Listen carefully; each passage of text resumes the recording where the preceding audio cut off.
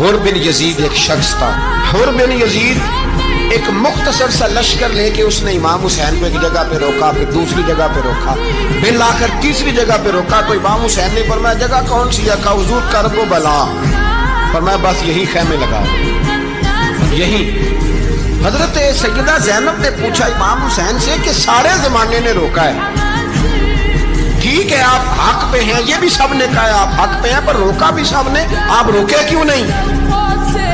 ابن کثیر اور ابن اسیر لکھتے ہیں امام حسین رو پڑے، کہنے لگے بہن میں رک جاتا پر میں نے رات کو نانا مصطفیٰ کو خواب میں دیکھا. تو حضور نے فرمایا حسین اگر آج یہ رواج پڑ گیا نا یزید جیسے لوگوں کا تو قیامت تک پڑا رہے گا. پھر لوگ کہیں گے کوئی نکلا نہیں تھا تو ہمیں بھی نکلنا. پھر لوگ ظالموں کے سامنے گردنیں جھکانے کے عادی ہو جائیں.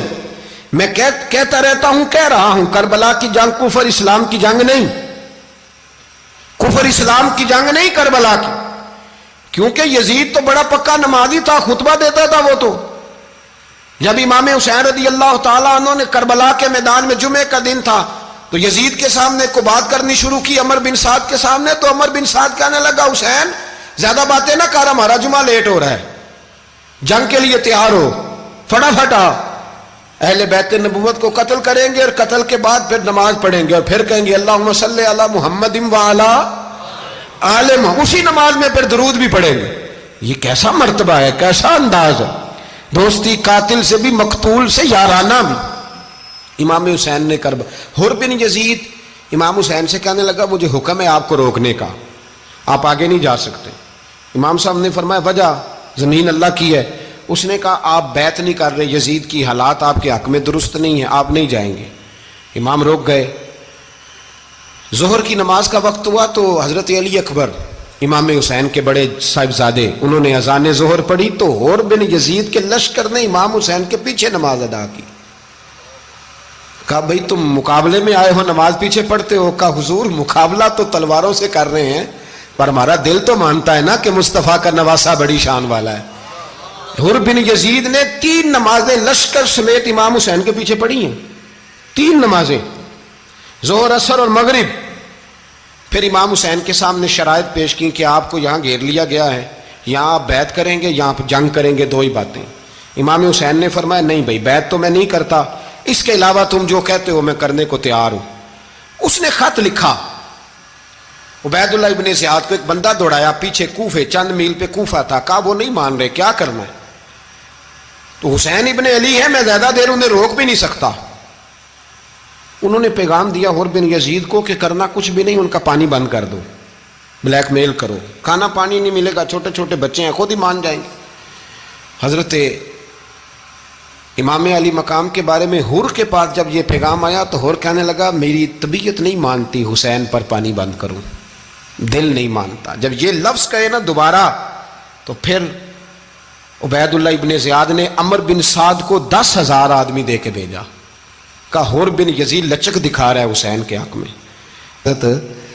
3 دن تک پانی بند رہا. 9 محرم کو عمر بن سعد نے اور لوگ بلائے. شمر ایک بڑا سخت آدمی تھا، سنگ دل بدبخت، جس نے حضرت علی اصغر کے گلے پر تیر مارا تھا، وہ اور لشکر لے کے آیا. رات کو کہنے لگا امام حسین رضی اللہ تعالیٰ عنہ سے کہ بس بڑا ہو گیا، یہ 9-10 محرم کی درمیانی رات، یہاں آپ جنگ کریں گے یا آپ بیعت کریں گے، 2 ہی باتیں.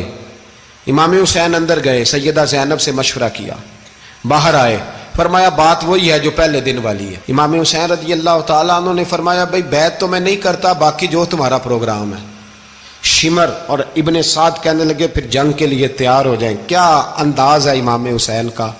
فرمانے لگے کل جنگ کروں گا، مجھے پتا تو ہے جنگ کا نتیجہ کیا نکلنا ہے، 1 رات مجھے دے دو تاکہ میں کھل کے اپنے رب کی عبادت تو کر لوں.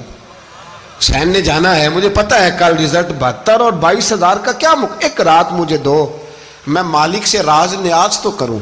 میں گویا اس سے پوچھوں تو صحیح کہ مالک میرے والد بھی شہید ہیں، بھائی بھی شہید ہیں، نانا کو بھی دکھوں میں دیکھا ہے، تو اب میری باری ہے تو مالک میں حاضر ہوں، مجھے موقع تو دو.